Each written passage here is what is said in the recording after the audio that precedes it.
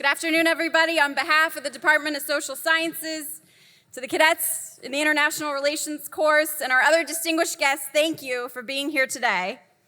And welcome to this tremendous opportunity to have a conversation with NATO Secretary General Mark Rutte. Sir, we're honored to have you here today. I'd like to thank Lieutenant Colonel Ryan Bakey, the Director of the International Affairs Program, Major Aaron Lemons, the SS-307 Course Director, and Ms. Christine Getzler-Vaughn, our Foreign Service Officer in Residence, for their help making this event possible. Thank you.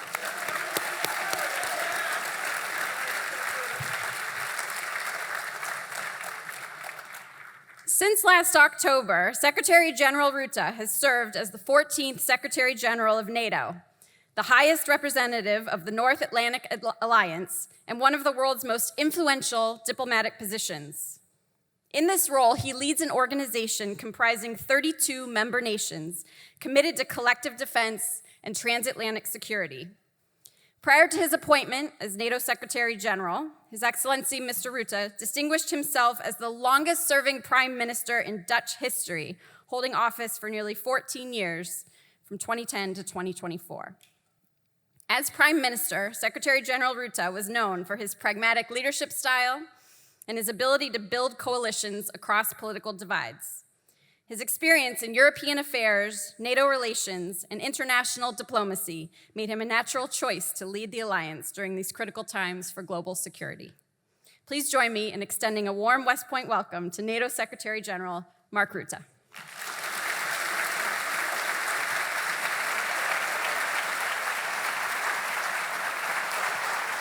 Can I have that speech for my family?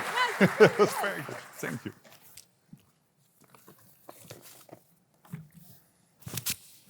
General Reeves, cadets, it's an honor for me to join you here today. West Point has always been a defender of democracy, of freedom and liberty. High above the Hudson, the fortifications at West Point protected, as you know, the newborn United States of America. And for more than 2 centuries, West Point has made the leaders that make history. You wear the same gray cloth as cadets MacArthur, Patton, and Eisenhower. I personally carry a deep and abiding respect for US military might. We Dutch recognize the indispensable role your predecessors played in winning World War II. My family and my nation thrive thanks to that fighting spirit. West Point is an expression of the ideals that build America: duty, honor, country. The leaders from this academy always put service over self. From the beaches of Normandy to the fall of the Iron Curtain, to defending our way of life today.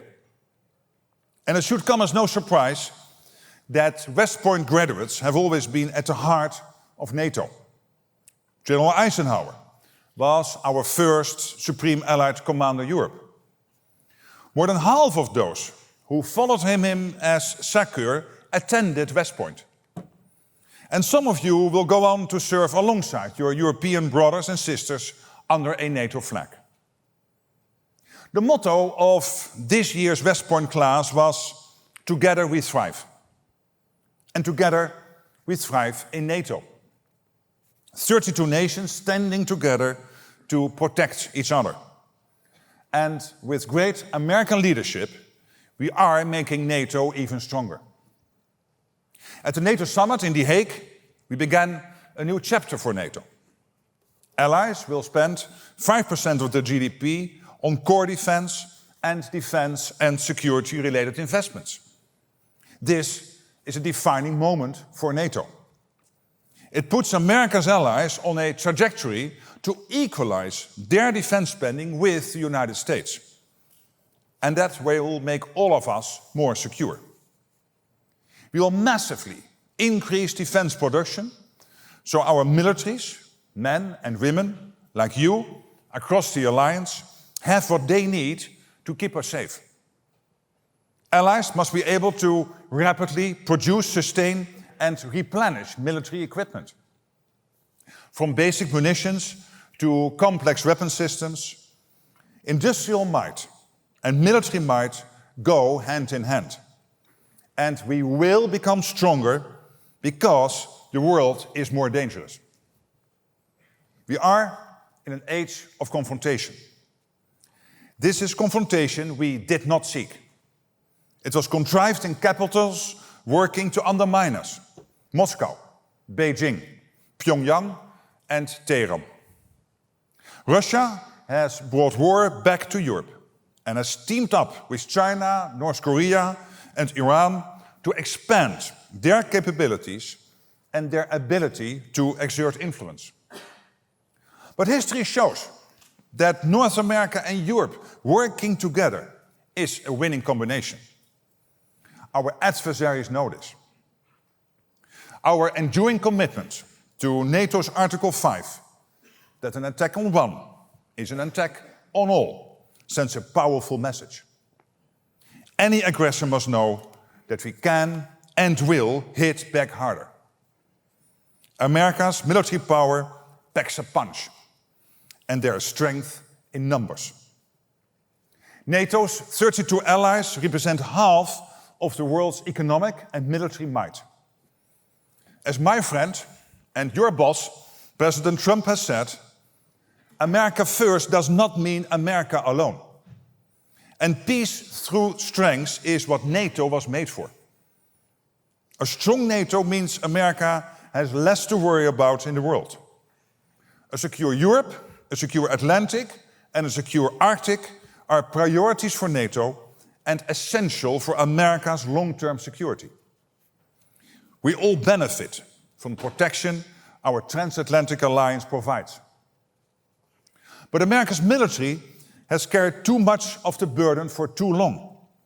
So, therefore, we are rebalancing our security for the better, with Europe and Canada stepping up.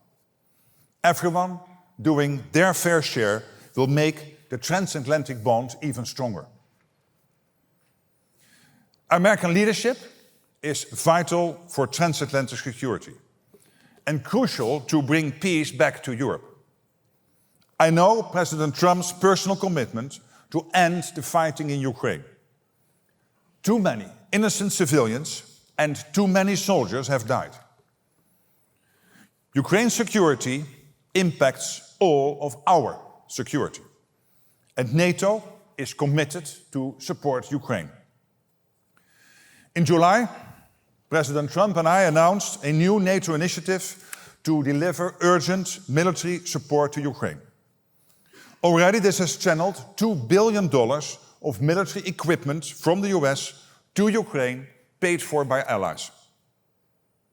We will continue to support Ukraine so it has what it needs to defend today and to deter any future Russian aggression.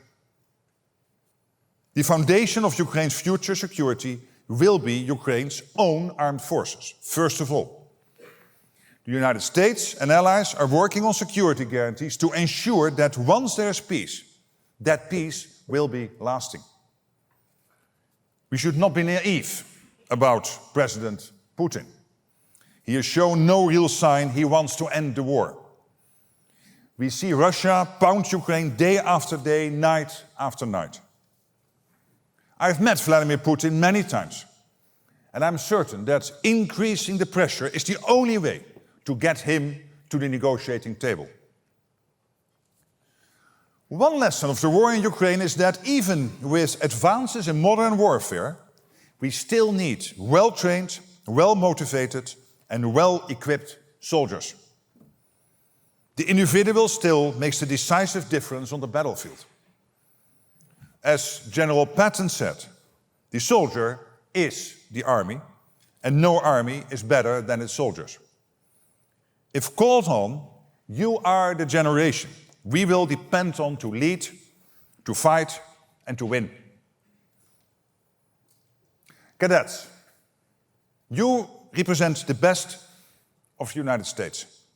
You answered your country's call, and you will defend your nation and the values we all hold so dear.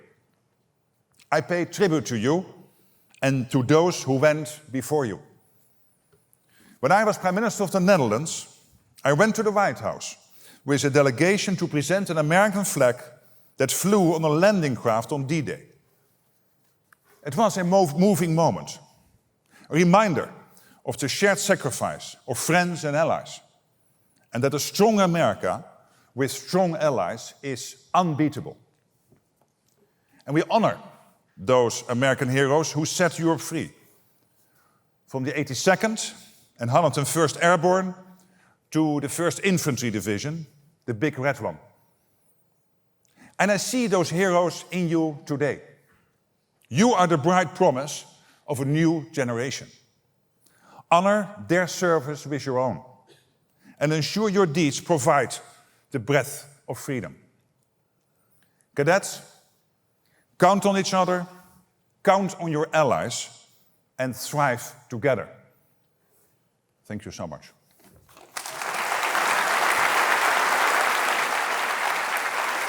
I go there? Thank you, sir, for sharing those timely and thoughtful opening remarks with us. I'll invite you to please take a seat on stage. Ladies and gentlemen, please join me in welcoming Brigadier General Shane Reeves, the 15th Dean of the Academic Board. Wonderful. Thank you. Thank you. Please, sir.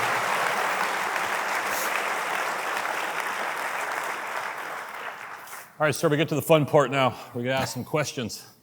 I did notice you have a Marine that works for you. Yes. And then when he walked in, the entire auditorium applauded, but that was not for him. I just want to make that clear. Hi, Dick, you know that? He thought so. I saw it on him.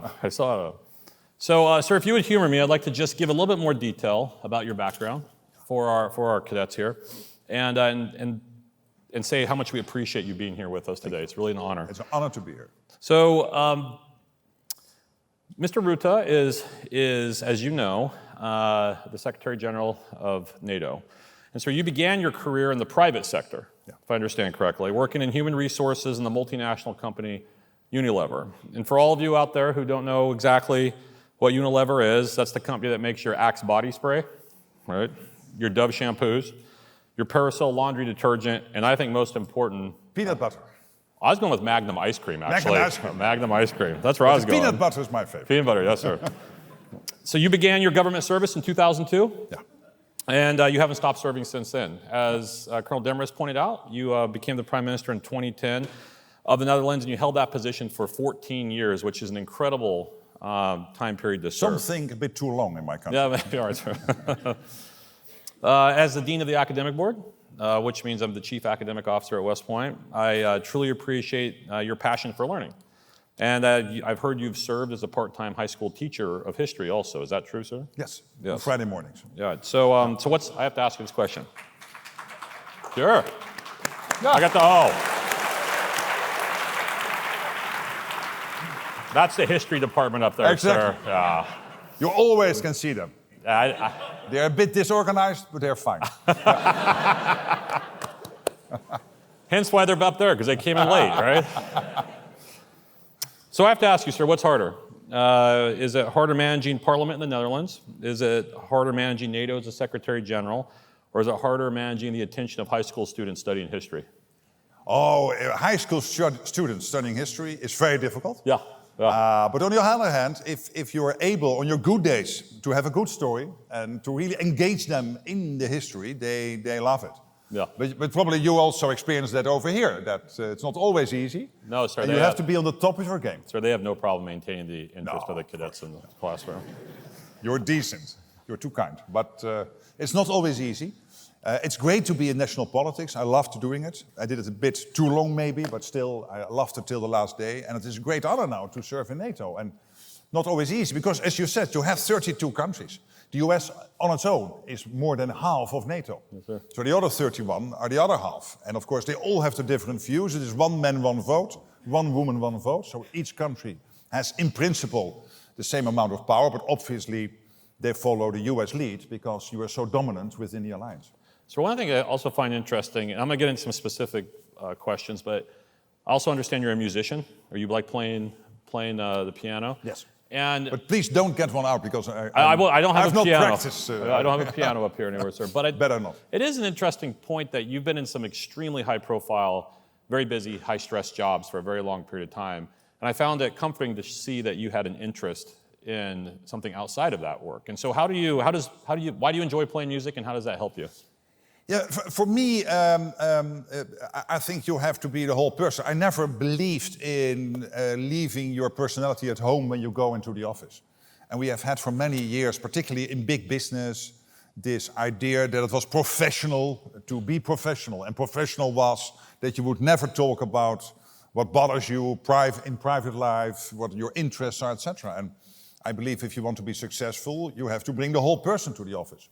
And to the job. And I hope you as leaders will also bring that out in the teams you are going to lead in the future, that you have that interest. Because in the end, it makes the whole team stronger.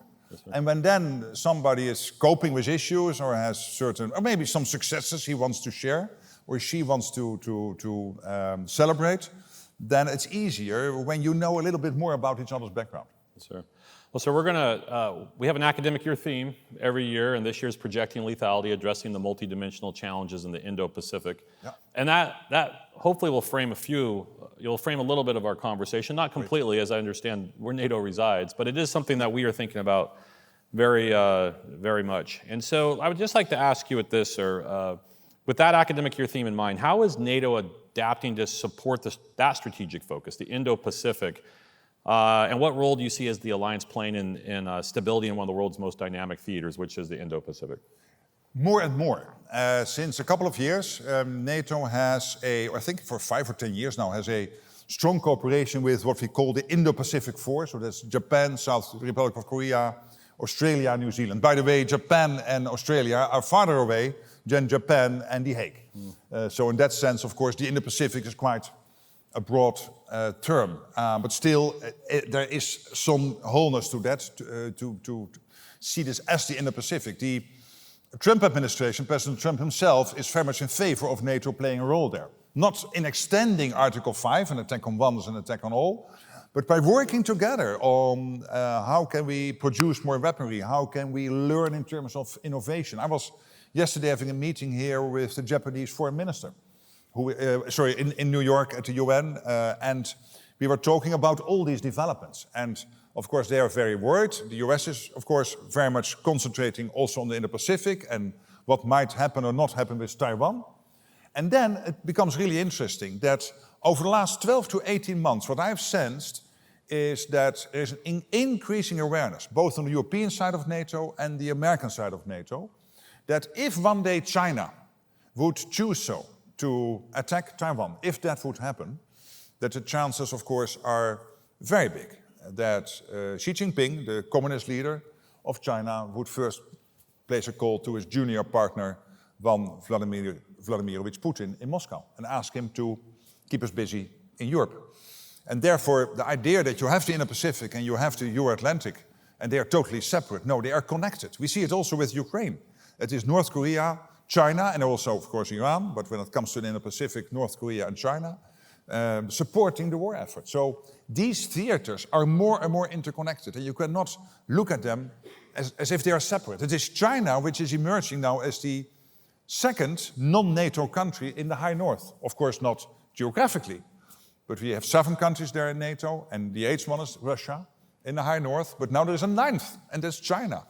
Again, not geographically, but militarily. They're active there. They're using the opening sea lanes, etc. So in that sense, these two theaters are more and more interconnected. So how does NATO then coordinate with global partners while maintaining the cohesiveness of the original alliance? Yeah, so of course the first priority has to be, I believe, always in focus above synergy. So you have to start with focus. Be good at what you need to do, that's your first role. And then when you're good at it, you can start to look for the synergies. And I think NATO has to do more when it comes to the focus part, because we have to invest more. We have to get our weapons production up, both in the US as well as in Europe. But at the same time, we cannot let go of the fact that we need this cooperation with the Indo-Pacific partners. There's widespread support for that. In NATO, France was always a bit apprehensive in terms, should we really have a China policy as NATO? But I think increasingly also in the Élysée in Paris, there is the realization that we need to work together also in China. So you mentioned the perhaps growing global alliances between, say, China and Russia and Iran and North Korea and a few others. How did you at NATO interpret the meeting where Chairman Xi and all of those others met together in China a few months ago? Yeah, first of all, this is not a military parade. It is a military ballet. Because I think these military people we saw on television cannot hold a gun. They are ballet dancers and they train 2 years to present that fantastic, what they call a parade. And I'm always happy when I see European and American soldiers parading. That is not what we are particularly good at. We're good at fighting. And that's what we should be good at. And that's how democracy should function. So I'm not too impressed by this ballet, but it underscores the fact that they are hooking up. And there was also Narendra Modi was there from India. And of course, he is not lost, so we still also try to maintain strong relations with India. But he was also there, but particularly, it's true, we have seen, of course, the Belarusians, but Putin, Xi Jinping, Kim Jong-un using this train because he doesn't dare to fly, I think, into Shanghai and then in Beijing.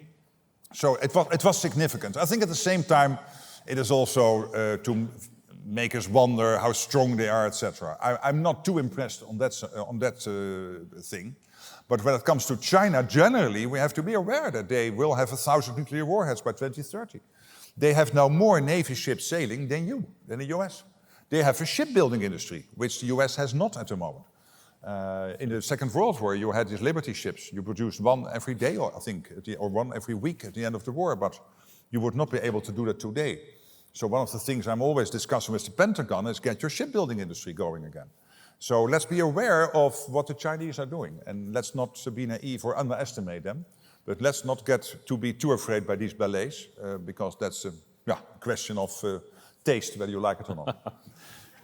Sir, you mentioned in your prepared remarks, perhaps it's an unfortunate fact, but that state-on-state conflict has returned to Europe with the ongoing war in Ukraine. And as we've watched this, we've watched a slow creep.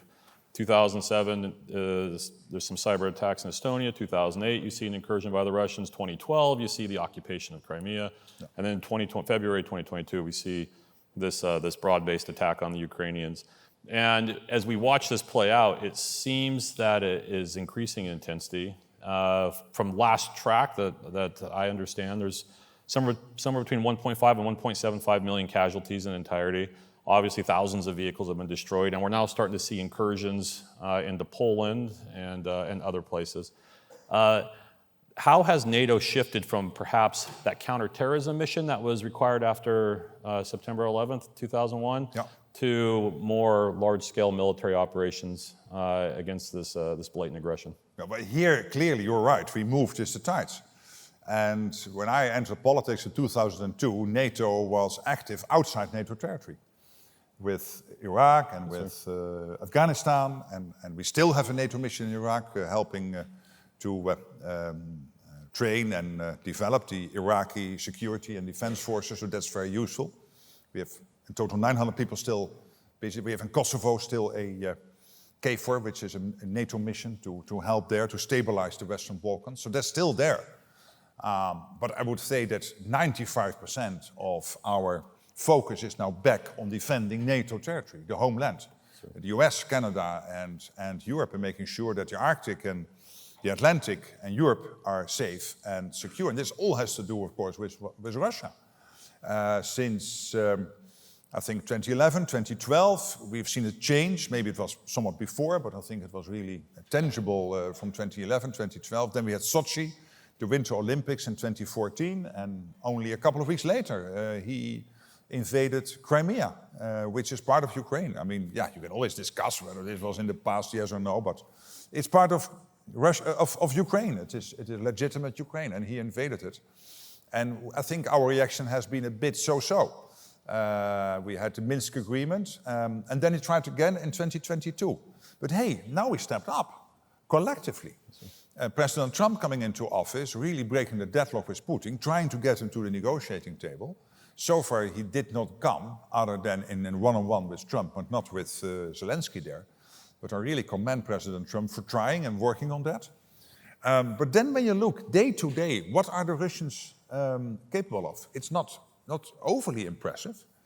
They lost 1 million people, or seriously wounded / died on the battlefield in Ukraine.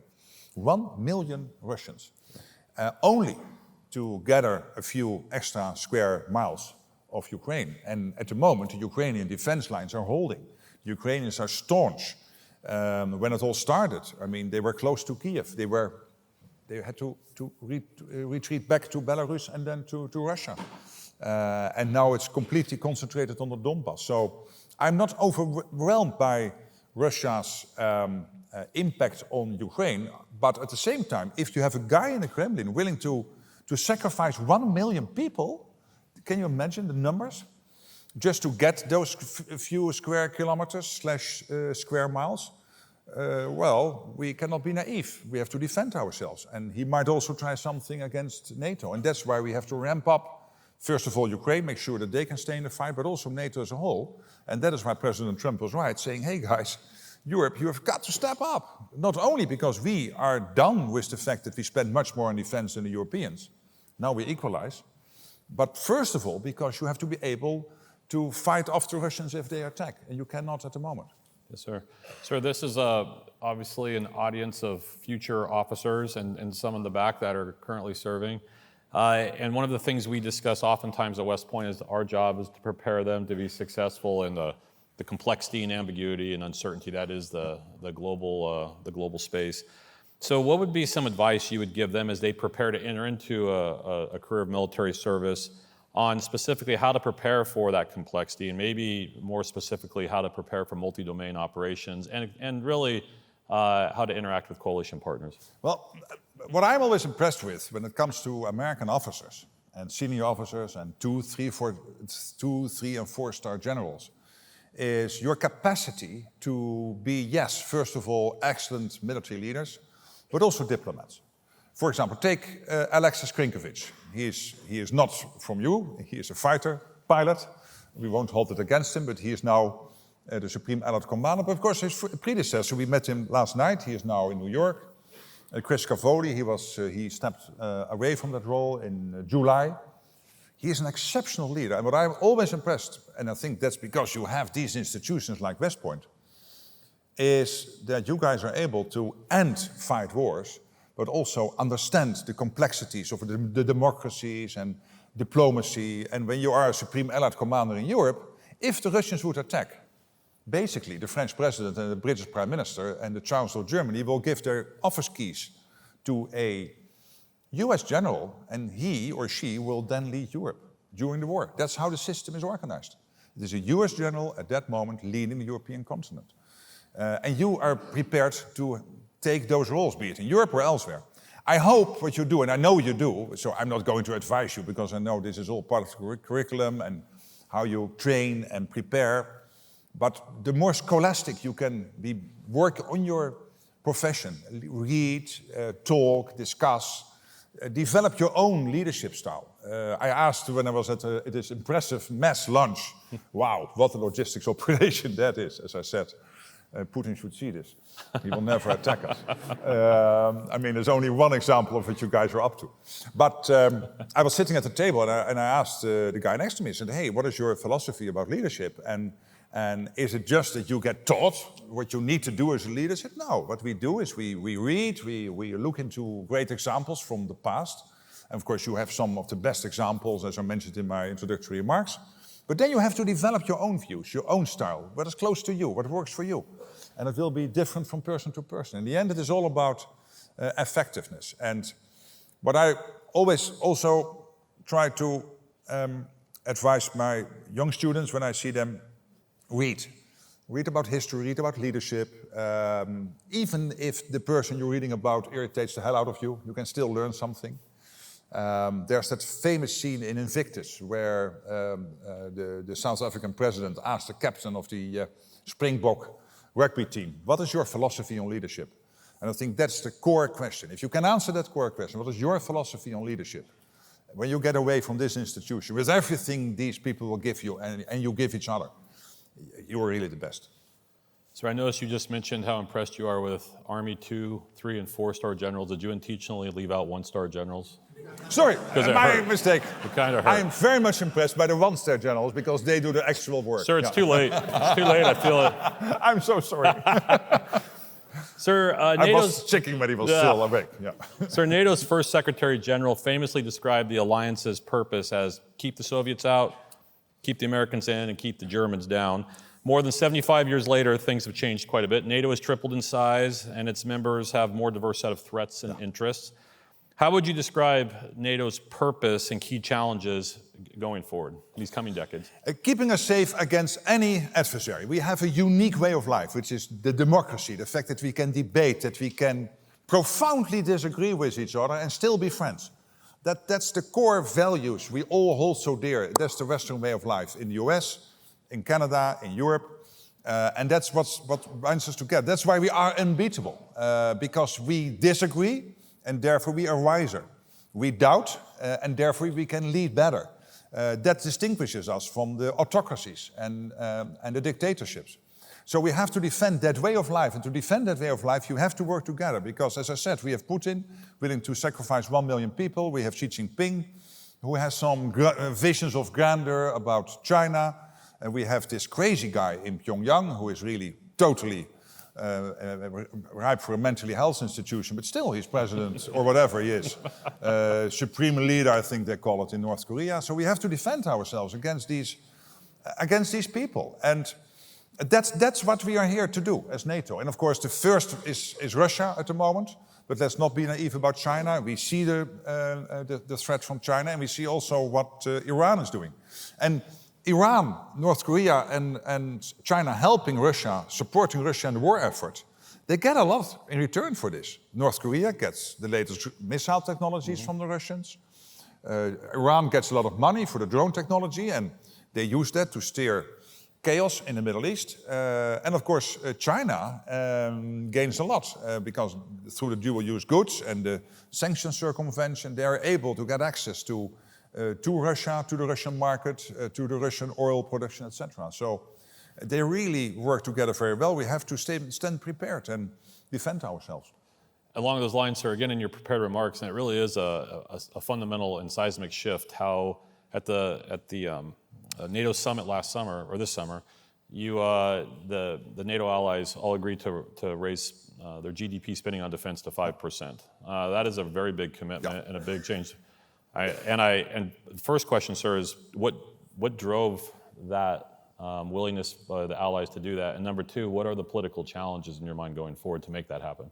Well, what drove it was basically two things. One is that we, under my predecessor, Jens Stoltenberg, the Secretary General before me, a first-class Norwegian politician, former Prime Minister of Norway, under his leadership, we started the NATO defense planning process, which is a 4-year cycle, leading to assessing and agreeing on what we call in NATO jargon the capability targets. So when the moment comes that the Supreme Allied Commander would press the button of Article 5, who will do what, where and how and when, etc.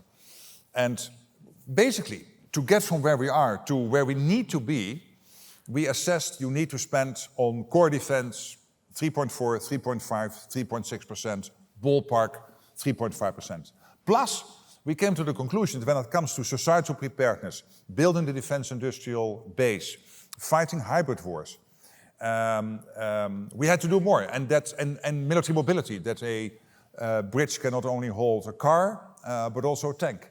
And particularly in some European countries like, and I won't mention Germany, but I could have mentioned Germany, this is an issue. But also other European countries. So we have to work on that. And this is in the 1.5% defense-related spending. So that's one reason why we do this, because it is necessary. I'm not sure if you guys would not have re-elected President Trump in November, that we would have gotten there. I'm pretty sure we would not. Probably we would have said, yeah, we should spend 3.5%, but a bit difficult, and we have our social costs and pension systems and healthcare, etc. I mean, it helped a lot, to be honest, that we had President Trump coming to The Hague. And it focused the mind of many people. So I have no vote here, but I was happy that he came and that he has that forceful influence. We had 8 countries not yet on 2%, beginning of this year. And I remember that I visited one of them. I won't mention the name, it was Spain, and I was there in Madrid. And I said, hey, Pedro, you have to spend 2%. Oh, impossible, will not happen. See, and a glass of wine, fantastic dinner, but nothing happening. And then President Trump was re-elected in April. He called me and said, well, we're going to do 2%. This is the old target from the Welsh Pledge of 2014. So all these 8 countries, also Italy and Slovenia and Belgium, Canada, they all have committed now this year for 2%, and we collectively committed to the 3.5 leading into 5% in 2035. It's amazing. Again, rooted in a thorough process, this capability targeting process, coming from the defense planning process, but also, I think, because the biggest ally clearly said, I'm totally committed to NATO, but I would not any longer accept Europeans not paying the same as we are paying. And the good thing about the 3.5% is it delivers the capability targets, but it also equalizes our spending in Europe with what the US is spending. So is there ever, I'm sure there is tension, but how do you manage the tension between those states that have very different sized economies, very different sized capabilities within the broader alliance? Yeah, it's not always easy, but of course, one of the things I learned, and that is my lesson in leadership, that when you point a finger at somebody, 3 fingers point at yourself, and that it's better to do listening than talking. So you always try to listen to all these political leaders. And for example, and Jeffrey is sitting here, Jeffrey is Chief of Staff of NATO, and we had to deal with Spain because Spain said a week before the summit, we are not going to do the 5%. I said, but hey, you are committing to the capability targets. Yes, I am. I know there were, of course, national political reasons for Spain not to commit. We want an opt-out. Impossible. NATO has no opt-outs. It's unanimity, all 32 together. So in the end, we were able to solve that problem, but it meant a lot of listening. Me listening and Jeffrey typing to the Chief of Staff of the Spanish Prime Minister. But in the end, after 55 hours of negotiations on Sunday before the summit, we were able to get it done, and then Spain was able to basically support the conclusions of the NATO summit. So this is an example that you always have to work with national leaders. They all have their political issues, circumstances, elections coming up, and it is a democratic alliance that makes it so strong. I was in Latvia. Latvia is a country, of course, in the Baltics. It has one of the forward land forces, 15 nations in NATO involved in Latvia. I spoke with the Canadian commander and said, 50 nations, how do you keep that together? He said, well, we are stronger because we are with 15 nations than if they were all Canadians. He said, because we have to work together, listen, and then the patchwork is stronger because it is the patchwork. Sir, but since 1949, NATO's grown from 12 members to 32 nation states, which makes the decision-making more complicated. How has NATO been able to maintain flexibility and agility to address things rapidly? For example, drone incursions into Poland, with what would you consider such a large number of states? It's absolutely true that with 32 and you need unanimity, it can sometimes be difficult. And I think what I try to do in my head is always distinguish between those issues which are important but not urgent. And then you have other issues, and they are most of all military issues where it is urgent and important. And when it is urgent and important, you cannot spend too much time to get to an agreement. Again, Jens Stoltenberg, my predecessor, has been able to come up with a system where the Supreme Allied Commander has more authorities to, in those situations, come up with initiatives from the military side without always needing a 32 approval by all ambassadors in Brussels. So that helps. So, for example, when these air incursions took place, the 19 to 24 drones flying into Polish airspace, we are still assessing. They are Russian, but we are assessing whether it was intentional or not. We don't know yet. But of course, this was considerable, and this was on top of many other incidents. He launched in 36 hours Eastern Sentry. Eastern Sentry brings together everything we do in terms of air policing along all the 8 eastern flank countries. And basically, we want to go from air policing to air defense, including taking the lessons from Ukraine on how to deal with drone incursions. Because here a Dutch F-35 took down a drone, or a couple of drones, using missiles which cost you $500,000 to $1 million. And of course, that's not sustainable. And the Ukrainians do this with counter-drone technology, which basically, in many cases, is drone interceptors, costing not more than the original drone itself. So we have to learn from that. In the next couple of weeks, we will rapidly start to roll out plans to get that going. And it was good that it happened because it woke up everybody that we have an issue here. But here it was, to your point, it was the highest commander in Europe, military commander, who was able to bring this together, get it done, without first going through the 32. And the ambassadors accept that because they know it is crucial that Putin sees that we react. So you mentioned a few questions ago about when it comes to China and Russia. So for the United States, the primary focus is on China as the pacing threat, and our European allies are facing a more proximate Russian threat. But you made an interesting point how those threats are integrated.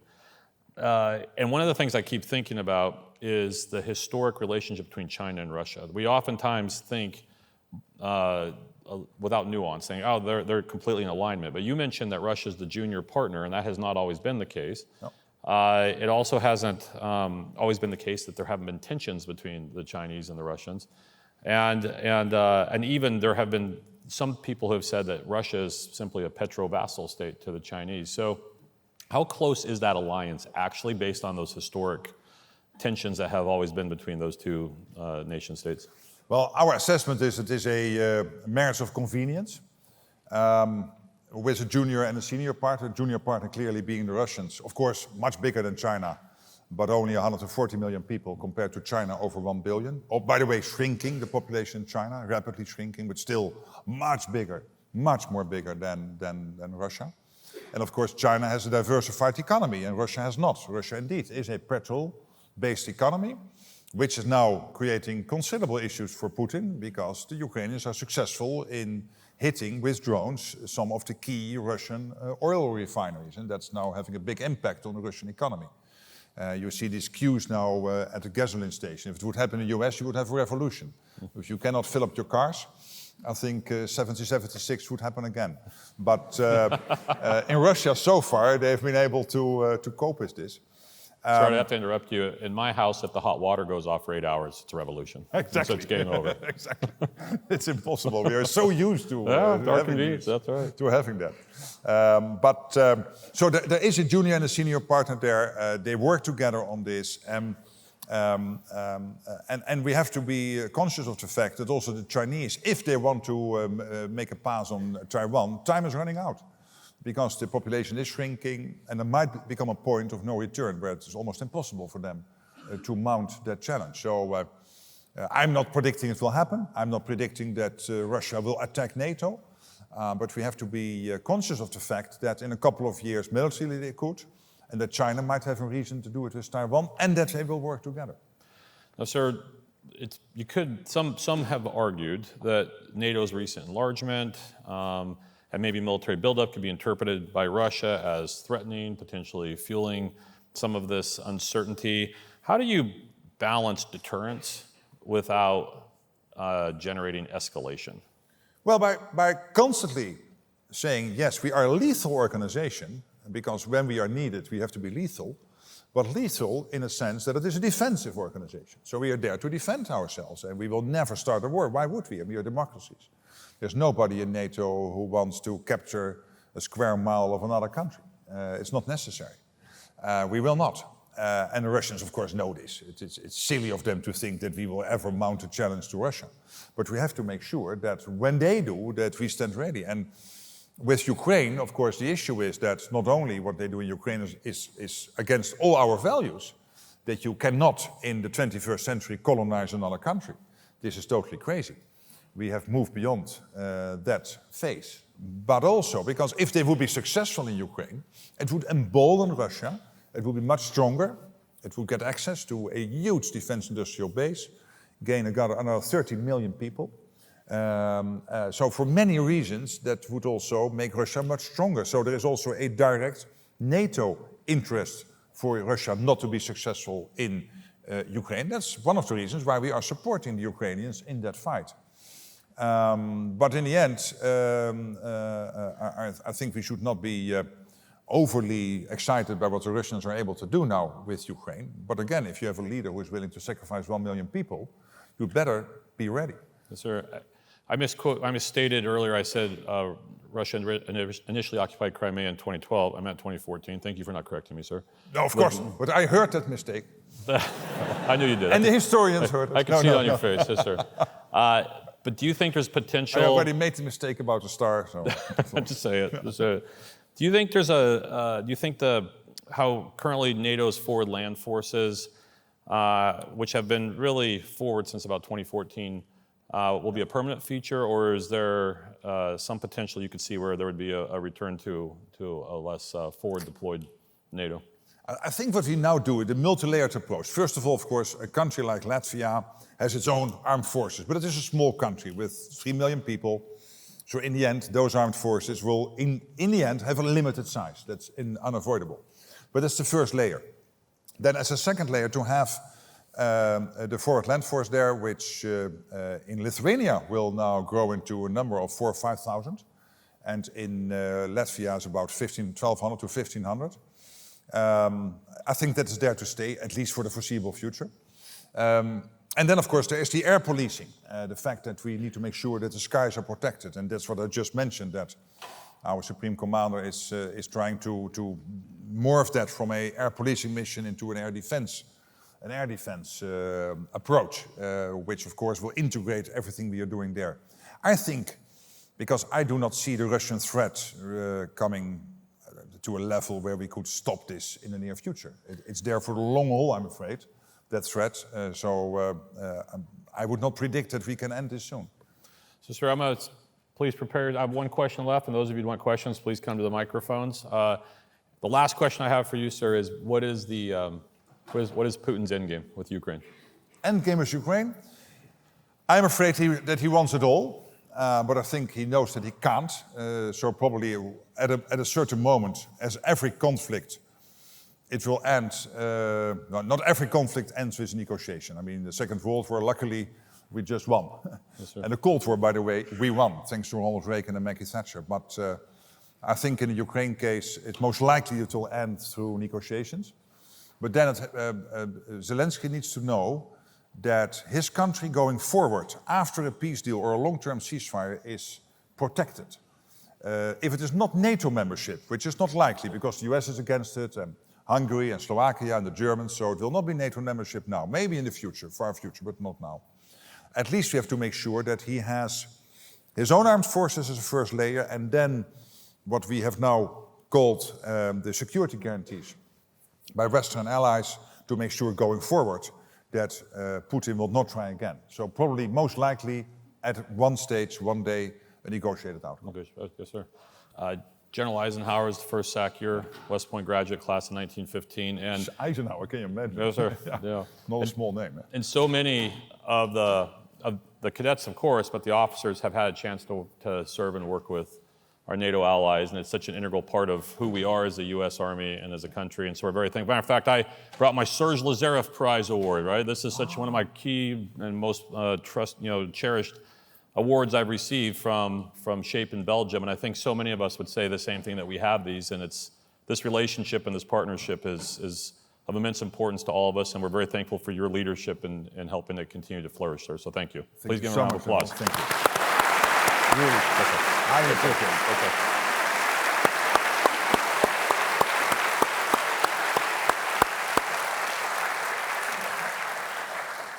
Thank you, sir, for sharing your candid insights with us today. We certainly appreciate the significance of your time, and I'd like to invite our cadets forward to present you with a token of our appreciation on behalf of the United States Military Academy. Sir, please. Wow. They're going to give you an award this one. What's happening? Oh, gee. NATO Now Secretary General Mark Rutte, on behalf of the Corps Cadets, the staff and faculty of the United States Military Academy, we would like to say thank you for sharing your thoughts and insights on the role of NATO, transatlantic cooperation, and collective defense against current threats. Your words have inspired us to think critically about our own roles as future leaders of multinational coalitions. As a token of our appreciation, we would like to present you with this cadet saber. Wow. Thank you, sir. I'm really honored. Gee. Thank you so much. Thank you, it's very special. both. Yes. Can I? At least, so next time you buy me beer if you don't have it. Thank you so much. We really appreciate it. Thank you. It's a real honor. Maybe you know how to, yeah. Let's see how we get it in the plane tonight. It will be interesting. I get arrested. Okay. No, it was a present from West Point. Yeah. Ladies and gentlemen, please stand for the departure of the official party. Sorry.